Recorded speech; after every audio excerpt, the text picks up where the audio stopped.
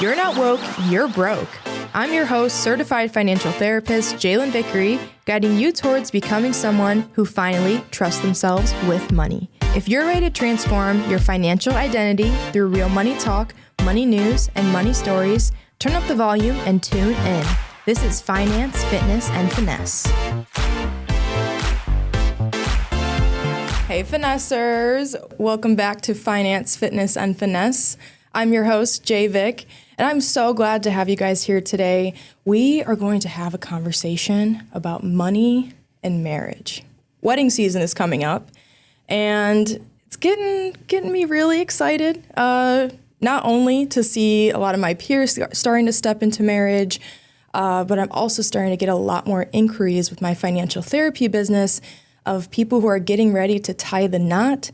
And I can't stress enough that before you say I do, your money has to as well. Now, we have a guest today that I'm so excited to introduce to you guys. His name is Brian Page.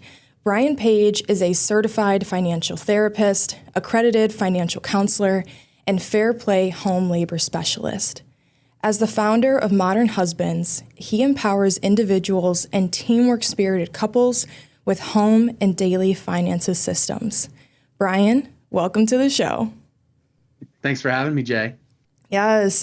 For those of you that are longtime listeners, our Finesser family that has been a part of the show from the start, you may recognize Brian from a previous episode titled Modern Love, Modern Money. I definitely recommend checking that episode out. This conversation is going to be abundant, especially if you are someone who is seeking to have a teamwork mindset in regards to the way that you navigate your money. The only way to learn about money is to talk about money, so let's get into it.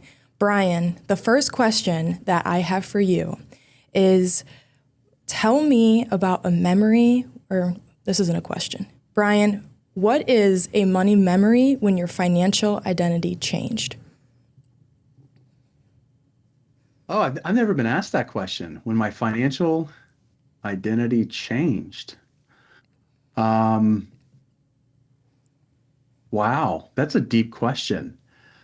Take your time.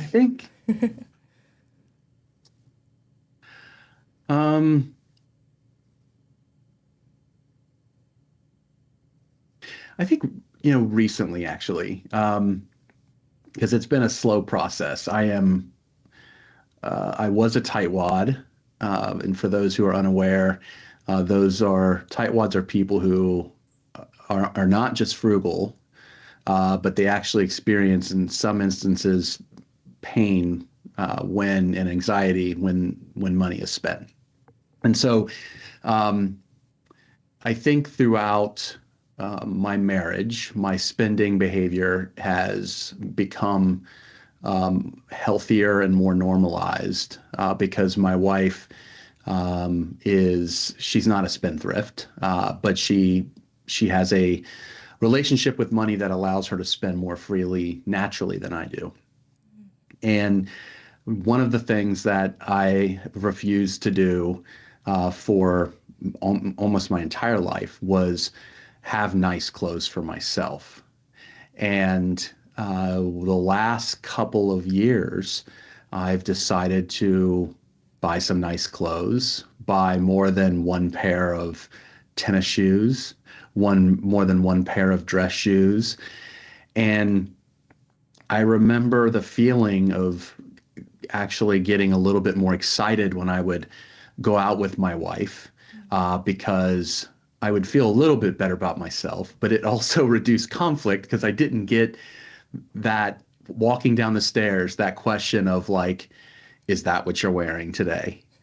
Because inevitably I would be wearing some, 13-year-old like dad joke t-shirt or an Ohio State football jersey or something that was probably not appropriate for going out. And now, I had pretty nice clothes for whatever the occasion might be. And by doing that, I just remember like, wow, we're not starting out the date night with a conflict. And I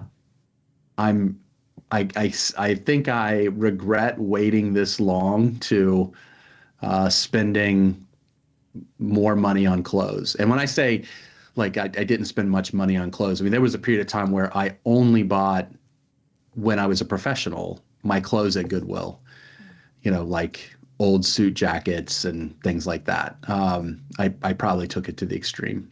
Mm-hmm.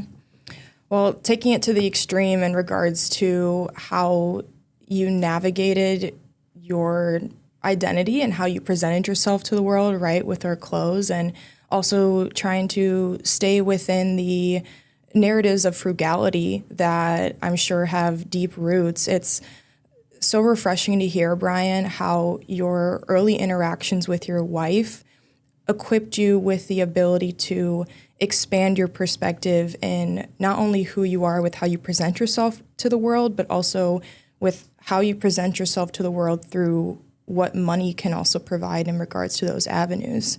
I very much resonate with the challenges around, spending money on clothes. I mean, as consumers, we determine the worth of something. But again, there's our money scripts, our money narratives. And for those of you listening, you should know that Brian and I are connected through the Financial Therapy Association. We initially connected on LinkedIn. And I knew Brian, I think you found me on LinkedIn. You reached out. Brian is a networking master. And, when I came across your mission of Modern Husbands, that just sparked so much intrigue because I've never seen anything like it, in regards to taking a modern approach to what it's like to be a partner that can equally provide, that can seek to be equally yoked, so to speak. Tell us a little bit more about the origins of Modern Husbands and the mission behind it and how you are contributing a different standard of partnership to our society. Well, so we have 3 children. We've been married for 24 years. And for much of our marriage, it looked more like a kind of a traditional structure where I was the primary breadwinner, and I worked outside of the home at least 60 hours a week, sometimes 80 hours a week. And we made the decision to move to Atlanta from Cincinnati to support her career ambitions. And then in doing that, I took on a different job, which became, again, another very big job. And she had a very big job. And we just had some challenges at home that really revolved around the lack of flexibility and time scarcity in regards to supporting our children. And I decided that, I would take a step back. And when I did that, I knew that, now I'm going to take what I'm doing very seriously. So I Googled, how do I be a great husband? And I stumbled upon some ideas after the first few pages of Google. It was kind of disappointing that the stuff was out there, but I read a book by my friend Dr. Kate Mangino, Equal Partners, and it opened my eyes to not just the kind of the financial world, which is, that's my professional background, but also the world of domestic labor and how women often disproportionately shoulder the work that it takes to run a home, and it makes it more difficult for them to excel in their careers. And so I took it upon myself to not only learn how I could create systems at home to liberate my wife from having the mental load that usually accompanies being a mom and a wife, to refocusing that mental load to her own professional work outside of the home.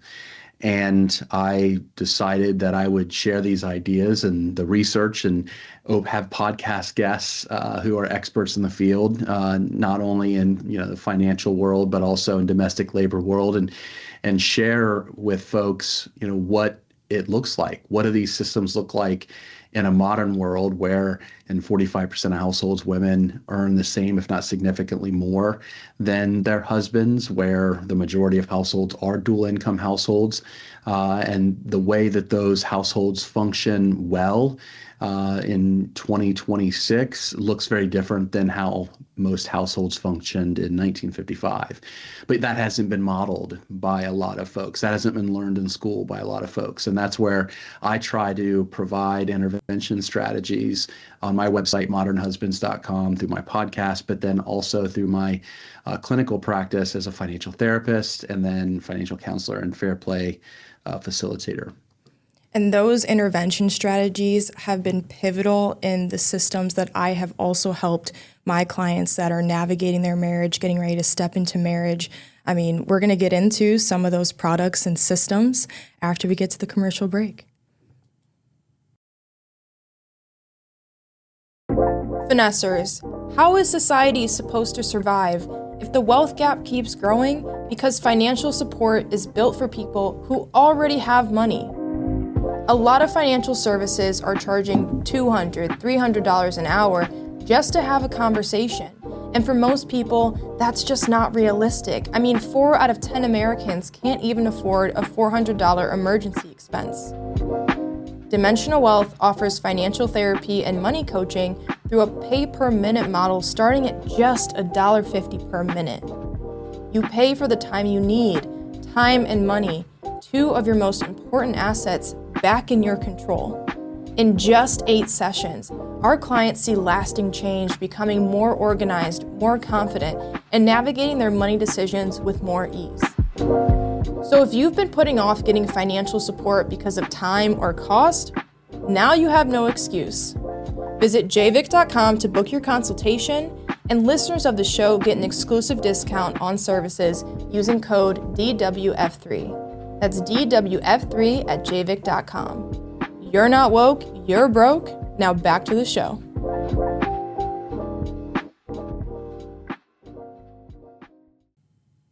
Welcome back, Finessers. I hope over the break you're staying hydrated. You know me, always encourage you guys to take a stretch break, make sure that you're drinking water, unless if you're driving, please be safe. Before we went to commercial break, Brian mentioned something around navigating financial pain and challenges within your union, within your marriage. And I want to be sure to acknowledge that marriage season, it gets us thinking about commitment, love, right? The wedding day seems like the main thing that we prepare for. Yet too many times, I mean, I have the privilege of being able to work with couples of all different ages, but I have found I work with more couples that are in their 40s and 50s. And the common theme that I'm noticing, Brian, is we never talked about money. We never established those systems. And we also didn't take an adaptable approach to evolving our systems with how our family grows. So I'm curious, I'd love to have this conversation with you around what kinds of conversations should couples have before tying the knot? Because I feel, Brian, that not many couples understand that marriage is the first chapter in the wealth building journey and the legacy of their marriage.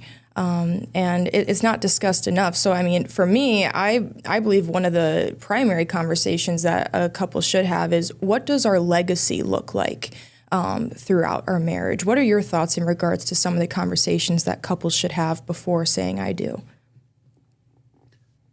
Well, I would recommend 2 conversations. And the first is that the intention behind this approach that I'm getting ready to share is that we need to recognize that when we are wrapped up in our emotional minds, when we make decisions, that we oftentimes are short-sighted. That's why folks who are experiencing serious financial and time scarcity turn to payday loans as an example, when there could be better options because they're just trying to make it to the next day. It's also why people spend impulsively on something right in front of them that connects to them, but they haven't thought through how that would connect to whatever they budgeted for. Marriage isn't any different for a lot of people, right? They're swept up in the emotion of being in love and finding their soulmate. But sometimes when you're swept up in that, you forget to think about whether or not that person is the right fit for you in your future. So my suggestion would be independently, each partner either write a letter or create a vision board that illustrates what their life looks like when in 25 years, when they're, let's say, 50 years old. How many children do they have, if any? Did they go to public or private school? Did they save for their college? What kind of house do they live in? The car they drive? How much do they have saved for retirement? What vacations did they take? And then get together on a money date where you are in this relaxed, uninterrupted environment and share each other's visions and find out what it is that you have in common, and then determine whether or not there are differences that can be worked through, because it's a lot easier to have these conversations and work through potential differences before you're married than after the fact. The second conversation that I would recommend is more for the short term. It's to have a better understanding of what you're getting into right away. And I'm going to steal this idea. This one's from the late Jonathan Clements, who wrote for the Wall Street Journal. He suggested that just before marriage, you hire a certified financial planner, like a fee-only financial planner, to meet with you. So this will be, as an example, a gift to all three of my children. I will hire a fee-only financial planner to meet with them when they're engaged, and to work through a financial plan. Now here's why he suggested this. That forces each partner to produce all of their financial paperwork, their credit reports, any credit card debt that they have, any retirement savings, etc. And it prevents kind of surprises going into a marriage about financial behavior, past debts.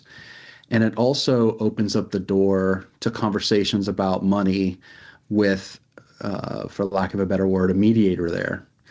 And, in that meeting, if things get a little disruptive, perhaps a financial therapist or a financial counselor would be an appropriate next step.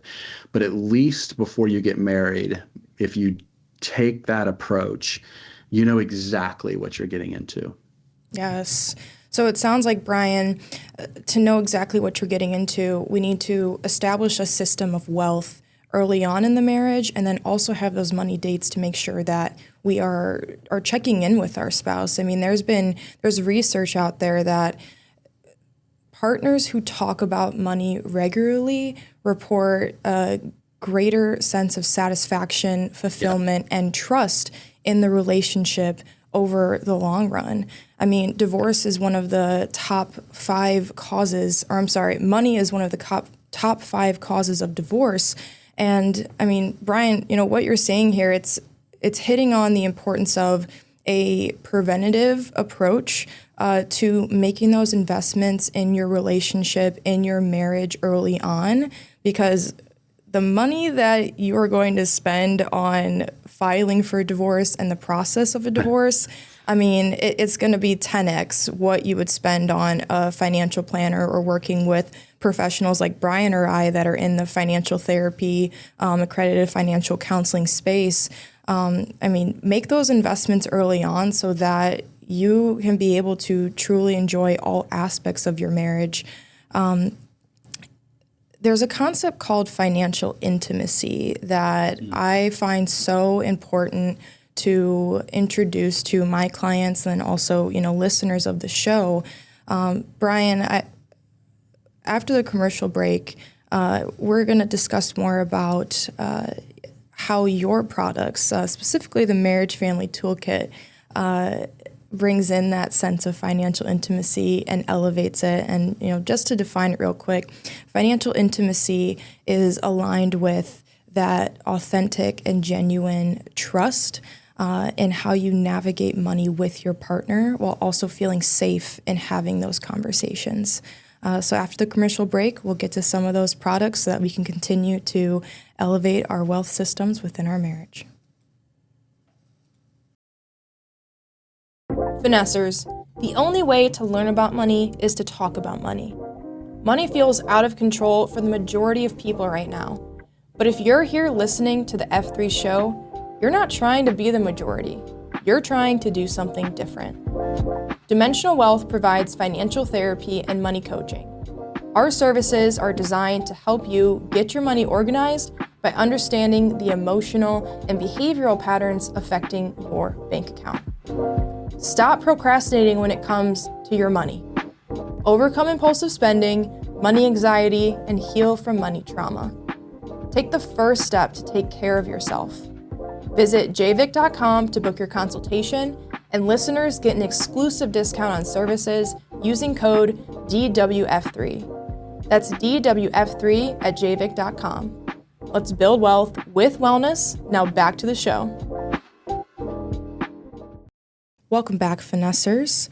Brian, the question that I'd like to open up with before we get a bit more into checking in about the types of resources that you provide with Modern Husbands is, when partners have different priorities for their money, how can they decide together what actually matters without it turning into a major conflict? I'm going to steal this idea from Dr. McCoy. So she suggests to go buy a lottery ticket and and we all know we're not going to win, but you do need a lottery ticket. It helps to have something tangible. So you've got this $2 lottery ticket, and then go out, have dinner or drinks or whatever. And my wife and I still do this, and ask each other, if we win this, what are we going to do with our money? And it just unleashes the opportunity to dream without any restriction, have a total abundance mentality. And as you're talking, what you can find are patterns, things that are most important to each of you that you had not considered before, because oftentimes we don't have this sense of abundance. It's always restriction. And so as you recognize these patterns, maybe it's that, you decide that, hey, if we won the lottery, we would spend more time together, or we would travel more. Then you can adjust your budget to reflect that, not to the degree, obviously, that you would win the lottery. But if you want more time together, then maybe you would look at your budget and decide, we don't need to have a $200 meal once a month. Let's do this. Let's hire a housekeeper and use that time to have 3 different nights out, using the money we would have spent going out on a fancy dinner, and instead spending on a housekeeper. And while the housekeeper's cleaning the house, we're out. And now we don't have to come home to a dirty home. There are all these ways in which you can discuss different avenues to spend your money when you don't feel restricted. Mm-hmm. Yeah, that abundance mentality, right?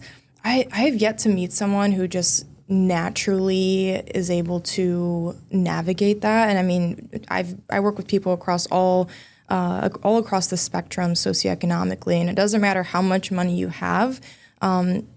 There's an element of restriction that I see a lot of people navigate, and understanding the roots of your partner's money story is so important.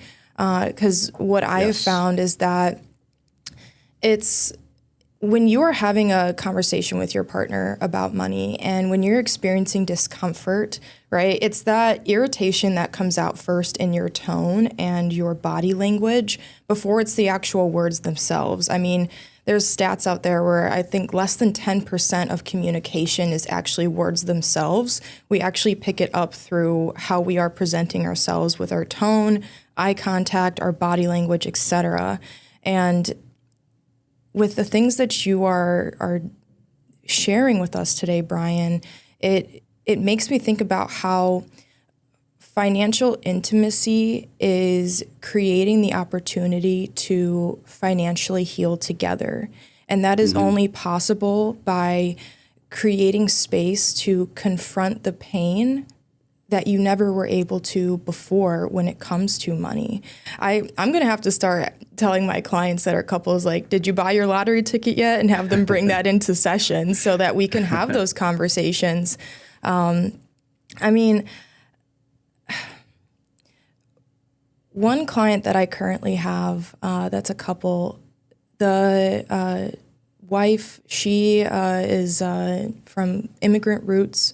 And, some of the things that we're navigating in our country right now, there's some very scary times. And she was able to marry very well. Her and her husband come from two different demographics. That doesn't limit the love, but it does create a sense of barriers or limitations in regards to how they can establish systems within their marriage.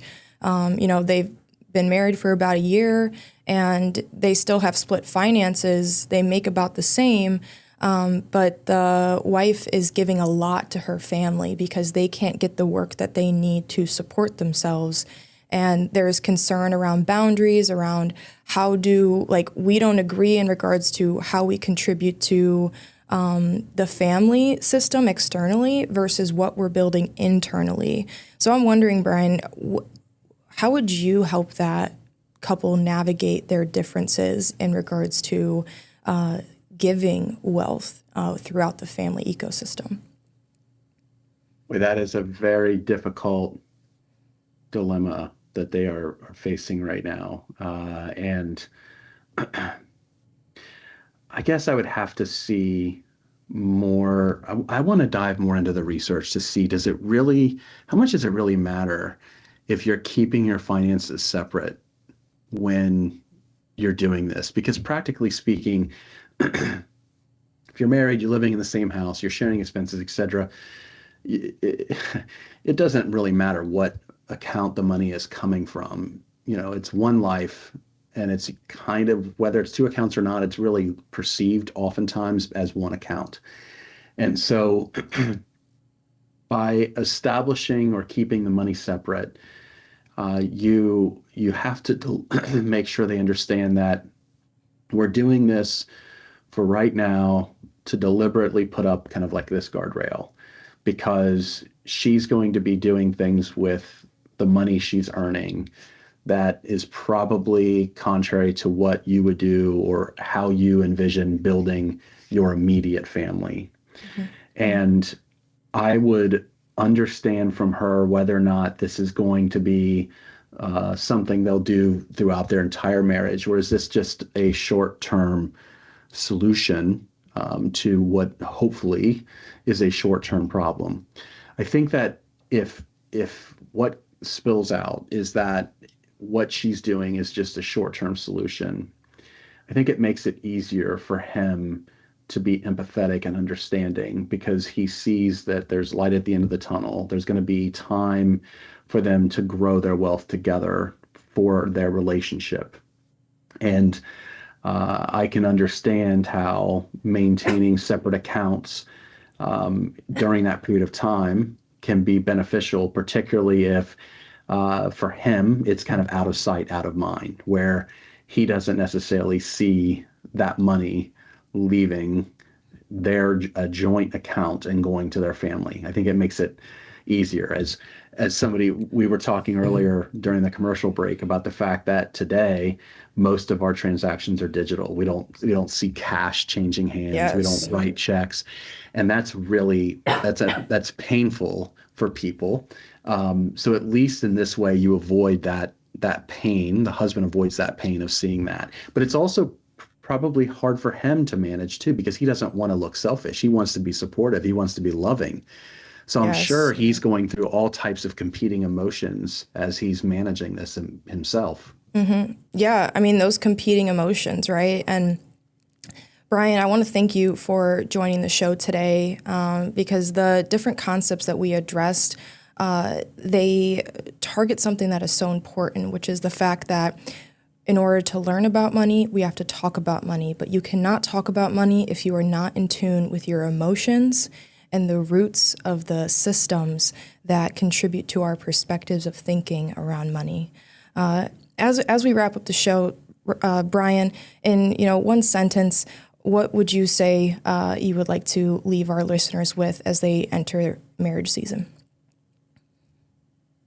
Well, and if you want to learn more about some free resources that can help you do that, go to modernhusbands.com. I have the marriage toolkit, which we've discussed. You'll find that on the website. You can subscribe to my newsletter, podcast, and then I have a free family financial planning calculator that you can use as well. Thank you so much, Brian. Finessers, we'll see you next time. And you're not woke, you're broke if you don't subscribe, rate, and leave a review. Thank you for tuning in to this episode of Finance, Fitness, and Finesse. If this episode shifted how you think or feel about money, pass it along to someone you care about. Got a real-life money story, question, or discovery? Send it our way at financefitnessfinesse@gmail.com or connect with us on social media. And remember, you're not woke, you're broke.